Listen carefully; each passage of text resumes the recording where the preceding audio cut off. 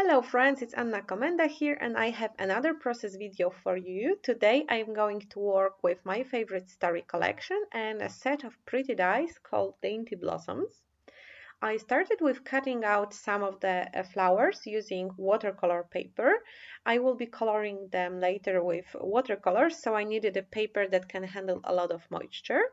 I cut out several flowers, some of them few times, and I will be working with them later. I also prepared my background. I will be doing a grid design, and I took a rainbow paper from the collection, and with my silhouette cameo I cut out 6 circles in the paper. It's not any specific die cut, I just added some circles in the Silhouette Studio. And now my flowers are done and I have, I don't know, maybe 20 of those, and I will be painting them using, of course, pretty watercolors from Pinkfresh Studio, and they have a set of liquid watercolors and I'm using this palette with them, so I'm just applying some extra drops of color over the ones I already used, because watercolors, even if they are dry, they can be reactivated with water again, so you can leave the color palette and use it all over again.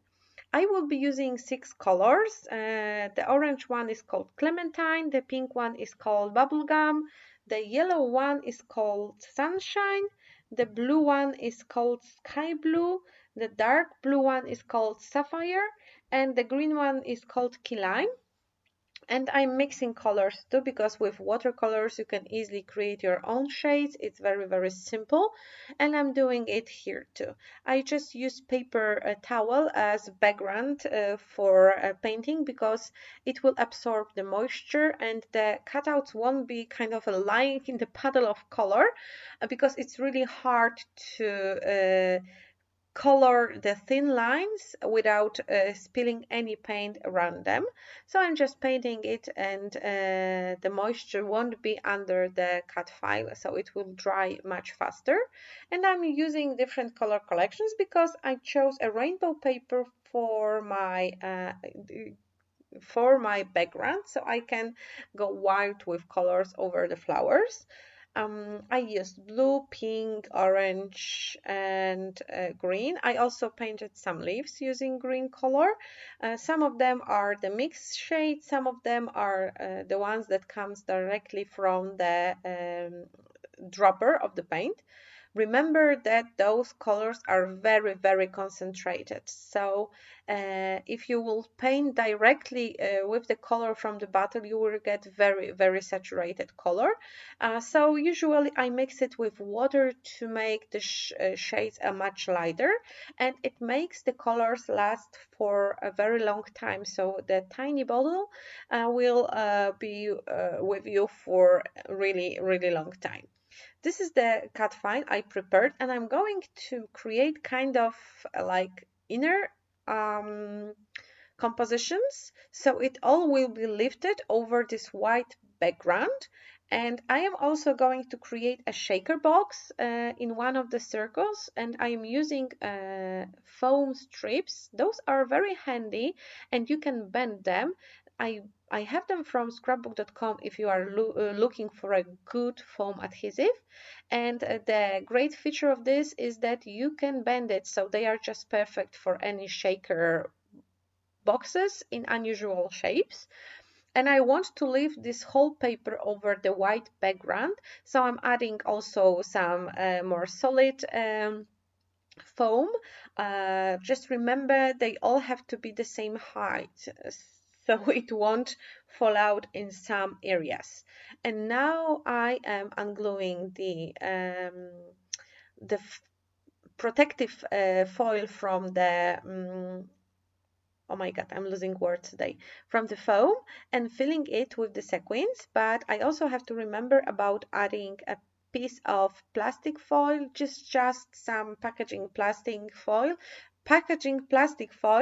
to cover my shaker, and it will be a series of disasters here over the video, because first I unglued this protection sheet before I added the sequins, so some of them sticked into the the adhesive, which wasn't the worst, of course, because then I glued down the upper part, forgetting about the plastic sheet, and now everything spill out, and it was really kind of small disaster. I was wondering if I should cut it out, but then I wanted to show you that it's not like always rainbows and butterflies when you create.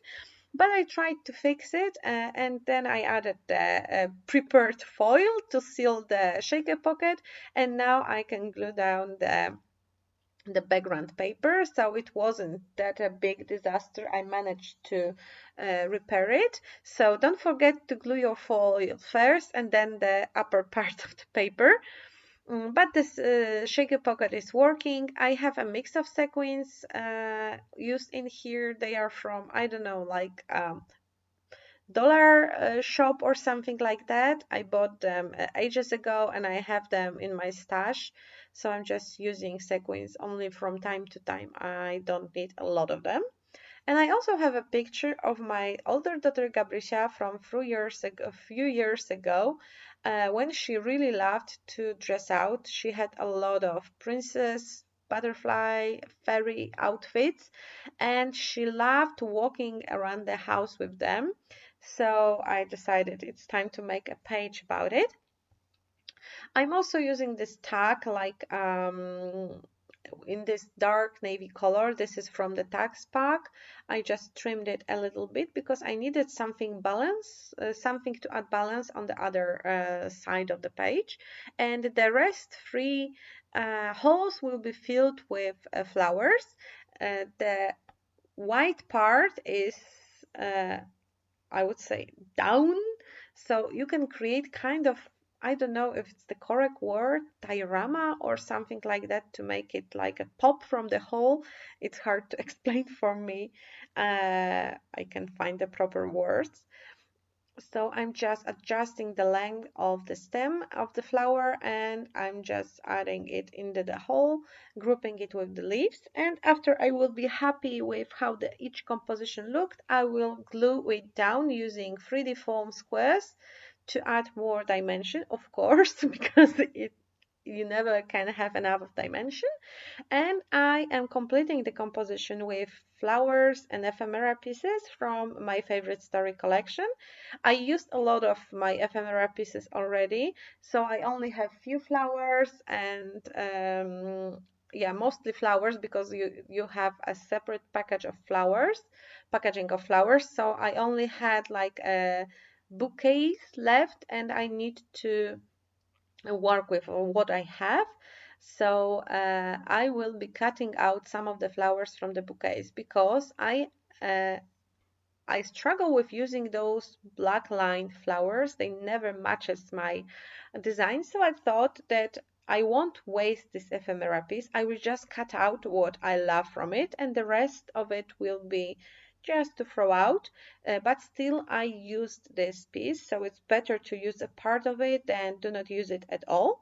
Especially with this design, I didn't have anything black and I didn't want to add much of the contrast.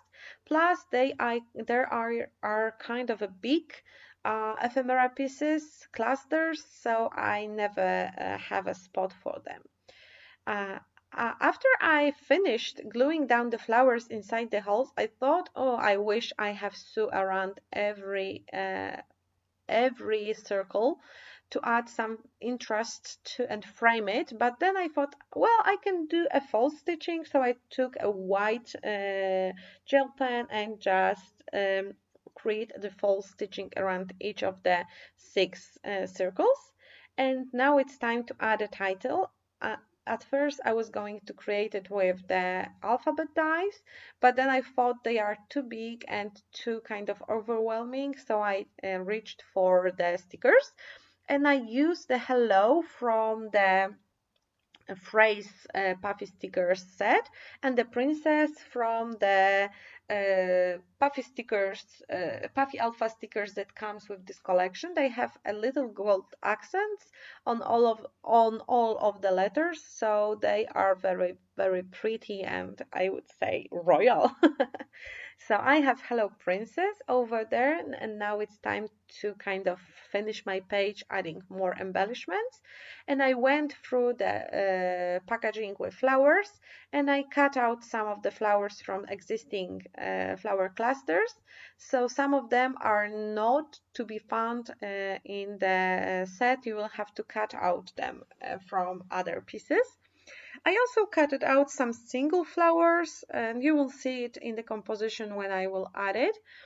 I also did something, well, I cut out some ephemeras that were already in the clusters, but I didn't like the big outline, white outline, so I cut out the white outline. So I just trimmed the ephemera, which is, I know, crazy because you pay for them to be pre-cutted and you don't want to waste your time to cut them out. But in this case, I thought I do not like the white outlines, so I just cut them out as much as possible, not to destroy the clusters. I also added the sticker from Noteworthy collection because I was looking for something like pink long element.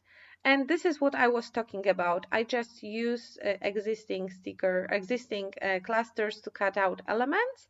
I glue them down, and now it's time to finish my page, adding super cute enamel dots. I just love this set because I love rainbow colors, and they have like 6 different colors here in different sizes. So I'm just finishing up my page, adding enamel dots here and there. And the last step of creating the project will be adding white splatters, because after I added white outlines around each circle, I thought, I need something more over here, some more white, because I have the white insides, and then everything else is very colorful. So yeah, it was my next step. I just used white acrylic paint diluted with water, and I will be splashing with it over the surface. It really stays white when it's dry, and it's always a struggle for me because I have countless white mists that were supposed to stay white, but after they are dry, they kind of disappear over the surface, and this do not disappear. It even turns out whiter when it's dry, so it's a really nice and cheap patent for white splatters. And now I feel like my page is completed. I really love how it turned out. I had mixed feelings about it, but it turned out really fun and colorful. And that's the final effect. Thank you for stopping by. Thank you for watching, and see you soon on Pinkfresh Studio blog and YouTube channel. Bye!